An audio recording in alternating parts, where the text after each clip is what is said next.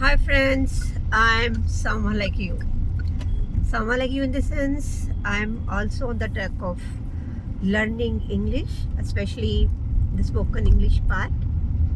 And exactly like you, I find it very difficult to practice my speaking skills because the kind of environment we are in, the fact is, this is not our native language.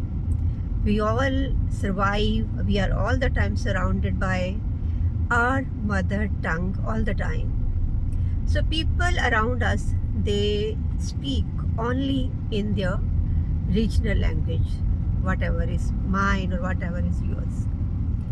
So picture is same on both the sides. I have never been good at this language, and rather I had been scared of at some point in time. But yes, one thing was there, that feeling was there, that people who speak this language, they always get an upper edge. So they were considered as smarter, so they were always picked up for good reasons. And I was picked up for the bad reasons. So this way my life was going on, though I have a plethora of degrees to my credit. In spite of being highly educated, I always found that whenever it comes to speaking, I don't speak well. Even today, the scenario is a little bit better, but still miles to go, I must say.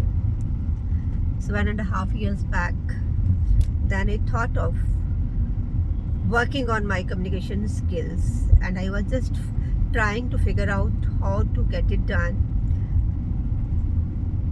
Before that, even when like long back, on and off, this thing used to trigger me that I have to communicate in this language.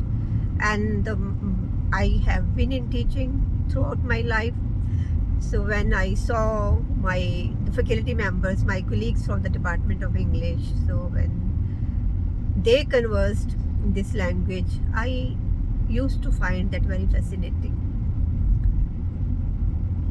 So I would go there to her with some problems, with some difficult word or some word in my regional language, and I would go and ask what is the suitable English word to use in this place. Or if I was to frame the sentence, I would go to her, please let me know how this sentence is to be framed. Or if I did that, I would ask her to make the corrections. So somewhere this lust, this fire has always been inside me.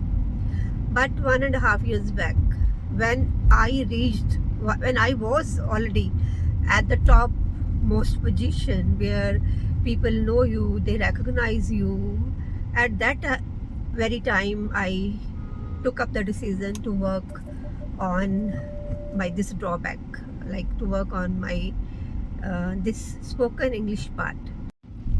Since the last few days, I have started practicing my speaking skills this way. Like while I am driving and I'm totally focused all around, like I'm not focused on the camera of the mobile. I simply look at my camera when my vehicle stops at the red light traffic signals, only then, like at this very moment. One fine day I come up with this idea that why not to practice my speaking skills this way? Why not to converse with my inner self or whatever is happening around, and then share it with you also, that how did I start my journey.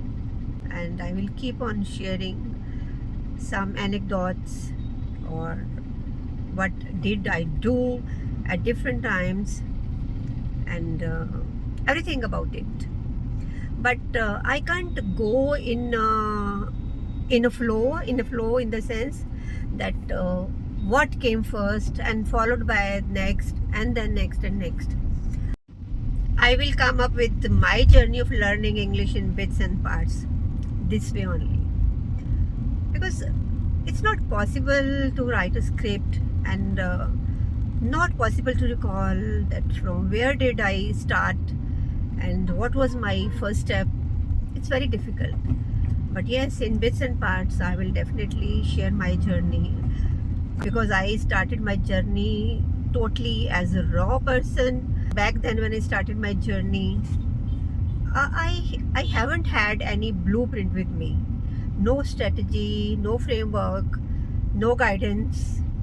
Only this thing was there, that I want to converse in this language.